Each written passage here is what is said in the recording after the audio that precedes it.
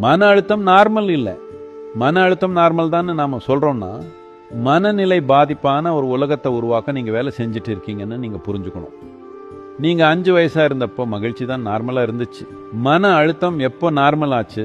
ஆனா இப்போ அது நார்மல் ஆக்கப்படுது. சமூகத்துக்கு ரொம்ப பெரிய ஒரு அபாயம் என்னன்னா, சாதாரண மக்கள் சமூகத்திலையும் மருத்துவ சமூகத்திலையும் நோய் தன்மையை நார்மல் ஆக்கிக்கிட்டே இருக்கும்.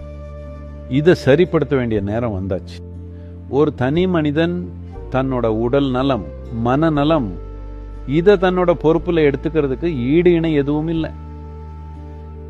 இத ஒரு அரசாங்கமோ இல்ல ஒரு மருத்துவரோ இல்ல வேற யாரோ ஒருத்தரோ சரிப்படுத்த முடியாது.